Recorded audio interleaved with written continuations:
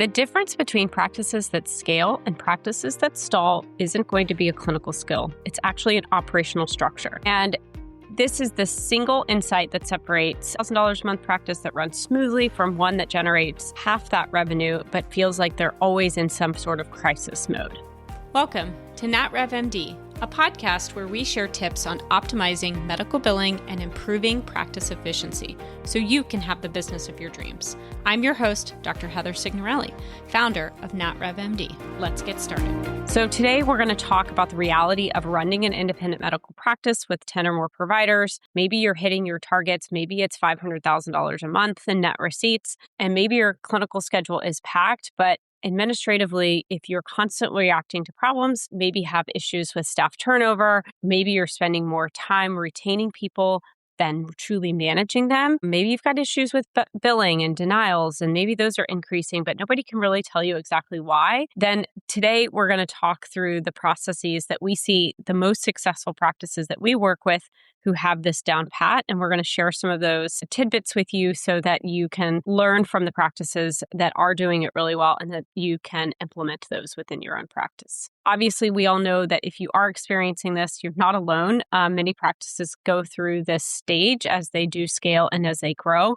And really, it's businesses in general. This isn't probably just specific to medical practices. So it's really important that we share some of the success stories from the practices that are doing this right and that we've seen them move into the direction of change so that at the end of the day, they can scale a practice that works really well operationally and allows the owner of the practices to have the bandwidth to actually act as the CEO of the practice. So obviously we see very different types of practices in that, I'd say $150,000 to $500,000 a month range. We can have one practice that's trying to grow, but they don't have their operations locked down. Their providers are signing out charts very, very late, sometimes weeks or even months after the visit. There's a lack of accountability for the front office staff or a lack of a defined process. And when eligibility isn't checked and no one really knows until you get those denials on the back end. And then there's just this lack of clarity around roles and responsibility in general. And the practice owner ends up being the person who's running around trying to fix it all instead of delegating and trusting the system that they've built. And we've seen practice owners who are exhausted, their cash flow is unpredictable, and growth feels like this hectic stage. And we obviously see those practices leaving money on the table because they don't have those operations down pat. And again, this isn't related to bad payers, but because of just those operational gaps that are critical to capture. And then we have other practices that we work with where they're growing, they're hitting their revenue targets consistently, they're tracking their expenses, they have defined pay for their owners, not just the providers. Those physicians are signing out their charts within 48 hours. Everyone in the office knows exactly what their role is, what they're responsible for, and who's going to hold them accountable. And then the owners are actually able to then focus on the future of the business while also, of course, I'm sure seeing patients. It becomes this balance and not this hectic, chaotic, everyday operations. And I will say, we've had some practices for 4+ years and we've seen them grow, right? So as they've hired the right leaders in place, if they've gotten, one process down and moved to the next process, it's a matter of baby steps one at a time. We all know that businesses, ours included, didn't start out with everything down pat. And so how do you do 1% better every single day, but build that into a framework where the owner or just the office manager aren't the only ones? And so you'll notice a theme the last couple of weeks where we're really focusing on this because we see it from the practices that we work with, those that have this nailed down or those that are working to improve this week over week versus the practices that continue to struggle. And we want to be able to provide some of those lessons learned that we've seen from our most successful practices from those who maybe are looking to build this within their own team.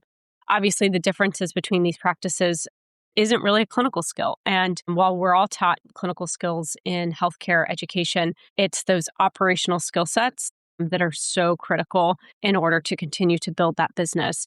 And again, you may be listening to this and go, I don't want to get that big, or I don't need to get that big. You can certainly take these skills and apply them to your business and not scale, and that's perfectly fine. Or you can use these skills to make sure that you are not able to walk away or be able to sell the business one day if that's what you choose, without it all being dependent on you. And so this is about a series that we've been doing where we're diving into why practices hit this ceiling when it comes to revenue and profit. How do we manage operational chaos? Why that operational chaos does cost you money, and then the systems that maybe have gotten you to 100 or 150,000 a month, but will break your business at that $500,000 a month mark. And so really important to lay this foundation. And so if you find what we're sharing today a little uncomfortable, we do have a checklist, an audit checklist around payment posting. We talked about that the last few weeks. It's that exact framework that we use when we're working within our new practices as well as our current practices, just to make sure that everything's handled correctly. And so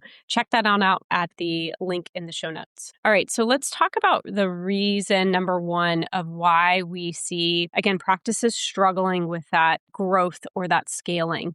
And the first is the pain of no accountability. And it really is that first main reason that we see practices stall out. It's really around ambiguity, right? So if a person's coming to work, regardless of what level they are, do they know exactly what steps and functions that they are responsible for?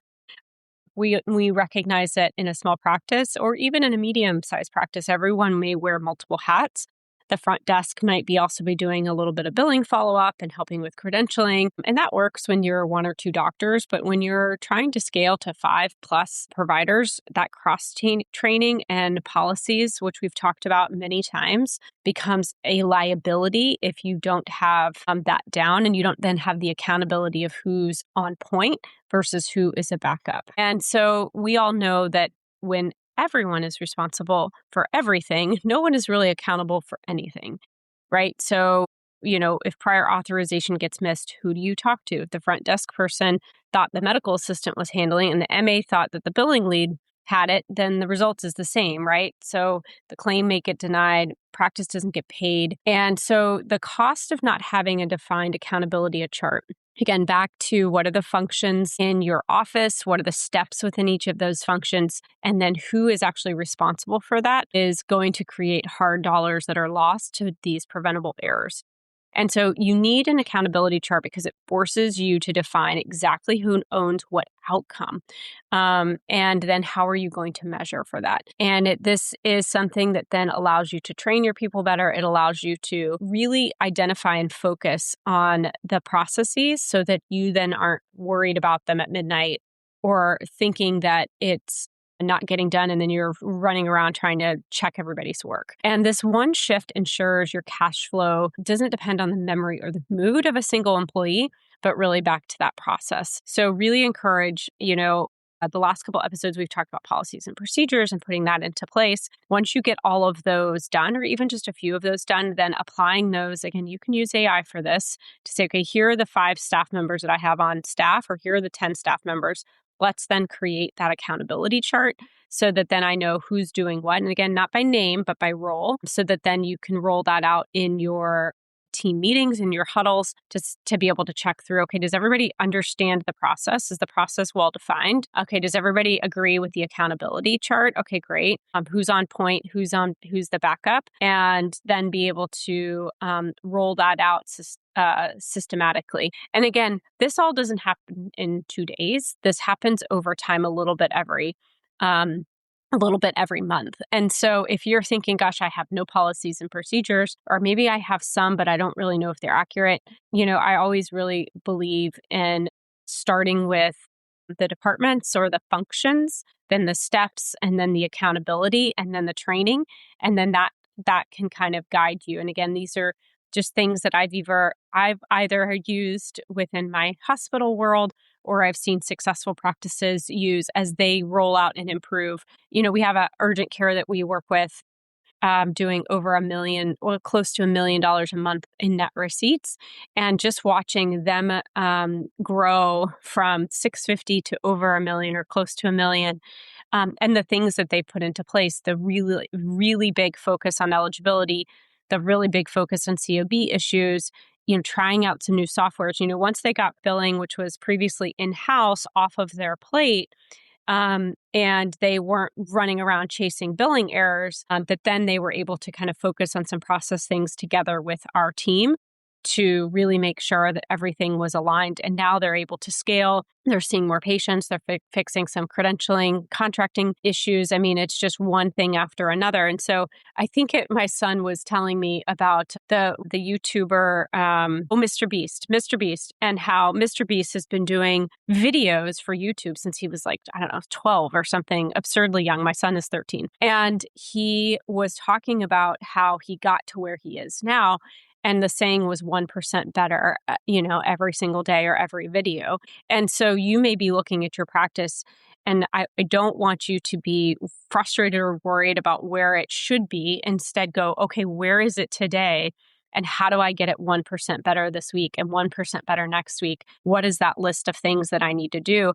And I do think that this takes time for you. You have to take the time as the CEO to go and sit and plan and think, what are those things? Most owners and even practice managers or COOs, whoever's running the practice, you inherently know the things that keep getting stuck. And we'll talk about a lot of these concepts over the next couple of weeks as we kind of dive into these operational processes that I'm seeing practices get stuck with and that can really help improve operations. And so really important to, again, take the time, carve out that afternoon, even if it's on a weekend because you're seeing patients 5 days a week right now. Take a pen and a paper and go sit down and, have a cup of coffee, whether you're morning person, night person, find that time to go, okay, let's really sit down and think through where we're at today and where we're getting stuck. And we'll talk a little bit about that at the end of this episode around some things you can do. So the other thing we're seeing with practices as they scale is this hidden cost of the credentialing lag. So we see practices hit a wall and failing to manage this credentialing lag. And so when you hire a new physician, new provider, how long does it take before they're actually generating cash for the practice? And most practices we work with, honest answer is either they don't know or it takes too long because they're starting credentialing when they start work versus prior to them when you write an offer, trying to get that credentialing started 90 to 100 days before they actually step foot into the practice. And you have to be careful with this because I know that depending on the provider type, you can try and build them underneath, another physician, but you have to really be careful of incident to guidelines and being able to do that. And especially if it's physician to physician, there's a lot of rules around that that may not be quite allowed. And so you really want to make sure that you're getting credentialing started as soon as possible. And obviously with your scaling, right, you're adding physicians, you're adding providers. And so that credentialing process can take, 90, 120 days. And so if that person is seeing patients before they're fully credentialed, and maybe those visits are billed under another NPI, it does create some compliance risks, or maybe those are held in limbo waiting for credentialing to go through and then trying to do retroactive, which works with some payers, but not with all. And so you again have that cash flow gap where they're seeing patients, you're paying them, but you may not be getting paid, or you may be hoping to get paid later. And so we see practices where a new physician then may be seeing 20 patients a day, but maybe those claims aren't being billed out for a couple of months, or they're being billed underneath somebody else. And you're just hoping that, that's allowed. Really, I think really understanding the timeline of I'm going to hire somebody, I'm going to get credentialing started ASAP, and then I'm going to make sure that we have a wait list or that we're starting to build their patient schedule before they start, so that me as in the owner or the practice is not covering their overhead, their salary, or funding all of the stuff that they need in order to be at the practice. Obviously, there may be some of that ramp up time and you want to build that into your ROI of when you're hiring a physician or a provider, but really, really just want to make sure that this credentialing lag is addressed. Obviously there are situations where you're hiring somebody, you need to get somebody on ASAP because you've got patient or you've maybe had somebody quit. And so there's a lag there. Obviously, there's always going to be things that you can't control, but if you can, try get that done as soon as possible. All right. So the third thing that we see practices struggling with as they're trying to scale is this compliance cash flow chart closure. So the other thing that we see, the last thing that we're going to talk about today that we see as practices are scaling is maybe that CEO owner or, physician owner is seeing patients. They're seeing patients 5 days a week. They're trying to behave as a CEO of their practice, but then now they're running behind on signing out their own charts. And there's an inability or a lack in process around chart closure, whether that's for multiple providers or just the owner provider. This is one of the most painful practices or painful reasons why practices struggle is the failure to enforce chart closure policies. And obviously, a claim cannot be submitted until the documentation is completely signed off. Patients are being seen all week, but then we're not getting charts until weeks, months later. Not only is there then an AR issue, because you have all of these claims that are waiting to be submitted, but then there could be potentially a timely filing issue. But then the hidden reason that we really see practices struggle with this is that there are eligibility issues, right? So if the eligibility process in the front desk isn't nailed down, then you see these patients who have eligibility problems, but then you don't submit their claims for 3 months or longer. Then we're stuck with an issue where now we've got eligibility denials, but we have a shorter time frame to manage those because of the timely filing limits. And those patients have been seen now months later. And so getting their corrected insurance becomes a harder challenge. And typically we see practices where there is a chart closure issue, we're seeing eligibility issues. Those tend to go hand in hand because, again, it comes back down to accountability. Who's holding the providers and the physicians accountable for signing out the charts are oftentimes the same lack of process when it comes to holding the front desk accountable. And I certainly see everybody's working super hard. The physicians are typically working really hard. It's not that they aren't working and trying to do everything that they can. It's oftentimes just, it's the process of, okay, I have to get these charts signed out, and I have things like getting a scribe to be in the room, or a virtual scribe even. I know there's some AI scribes that are out there.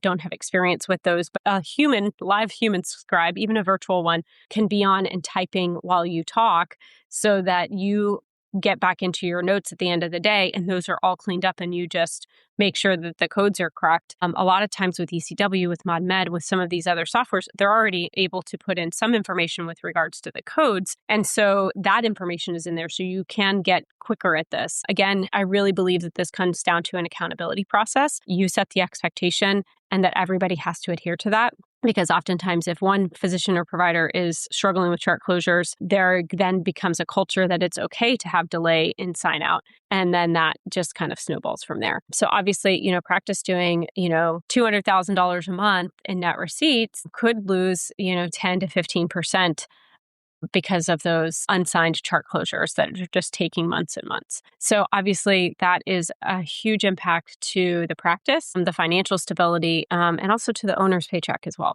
Or the physician's paycheck, depending on how you pay your physicians. So obviously this isn't just about cash flow. It's also about compliance. You want to make sure that, that you document complex patient visits when they happen, because weeks later that you may not remember all of the things that happened in that visit. So obviously best practice here is strict 24 to 48 hour chart closure policy. That's going to protect your revenue. That's going to protect your compliance. And again, it comes back down to this accountability loop. All right. So to summarize, today we're talking about those 3 reasons that help growing practices get out of the pain of operational chaos. So the first is really around a defined accountability chart, cross-training backups, really that lack of ownership, which can lead to dropping the ball. And that could be whether that's in your front desks or your clinical team or your billing team. The other thing is really relying on staff memory instead of these documented daily checklists, which are really, really important for you to have. And again, we talked about a little bit of this last week. We talked about today the credentialing lag. So really making sure if you're going to hire somebody and you've got that person teed up, the moment you sign that contract and you guys define, okay, yes, this person's going to join us, start that credentialing that day, like not tomorrow, that day. The other thing is just really delayed documentation and chart sign out. Really, really critical for cash flow. And that's the difference between what we see are really successful practices and those that continue to struggle. And again, I think all of these things connect. And so you need to really be honest with yourself of, okay, why can't I get, this accountability chart or these policies and procedures? If it's time, then even if it's a little bit lower revenue for a half day of a week because you're carving out the CEO time to do this, I recommend doing it, because as you get bigger, and if that's what you're trying to do, you're gonna struggle defining these as you scale. And so take the time now to do that. Again, even if that means shutting down the office for a half day, and maybe that's once a week, maybe that's once a month, depending on where you're at, and really sit down and go through this and have it dedicated time. No notifications on your phone, no phone calls, turn it all out, heck, close the windows, just sit in the dark with a light on, no distractions, whatever you can do. So obviously what you can do this week is really sit down and give the attention that this needs. So I'm asking, do that today, do that tonight, because we're going to talk in part 2 of this series, the next group of things that are really going to help practice who are looking to scale and be successful, because the operational chaos is stressful for everybody. It's probably stressful for your staff, and they're just not even talking about it. So really, really important. So I want to ask, the question that you can think through is, who owns what? So I want you to pick 3 critical tasks in your office that are really, really important. And do you have a process and policy defined? And do you have somebody who is truly accountable? So that can be prior authorizations, that could be denial follow-up, that could be checking a patient in, that could be rooming a patient, eligibility checks. I mean, I could go on, but just pick 3. Pick 3 that maybe feel like sticky in your office or not working very well. And then ask your team who owns the final outcome of each of these. And if you get different answers from different people, you definitely have an accountability problem, and it's costing you money. So then the other test you can do is what's called the resignation test, right? So identify one person whose sudden absence, right? You woke up and they did not come to work today. What would that disruption be? Who would cause the most operational disruption? And start with that person, start documenting their daily tasks. And, not because you think that they're leaving, of course, but because the risk exists, whether you plan for it or not. We went through a similar exercise within our own team of who knows what industrial knowledge with our accounts that isn't documented. And we need to make sure it's all documented, because no matter who leaves or what happens, we need to have a source of truth that people can fall back to. And then last is run an unsigned chart report, right? So pull it right now and see how many encounters are older than 48 hours and who is the number one person slowing down chart signatures. Maybe it's you, maybe it's somebody else, but it's going to tell you how much revenue is stuck in the pipeline and the potential risks of, again, those denials, not only for timely filing, but then for eligibility. And then they result in no payment denials because we can't get the eligibility fixed because it's been months since the patient was seen, or compliance issues because you're not documenting or you're forgetting the details behind a specific patient episode or issue that you were with. So obviously, if I've made you uncomfortable, that is the intent here. I'm trying to grow and allow practices to push themselves to be exactly what they deserve and can be. So grab our free payment posting audit checklist. It is the exact framework that we've used to audit new practices and even our current practices. And so it is free. It is quick. Head on over to the show link below. Notes. Head on over to the link below. All right. Thanks so much for listening. We'll talk to you next time.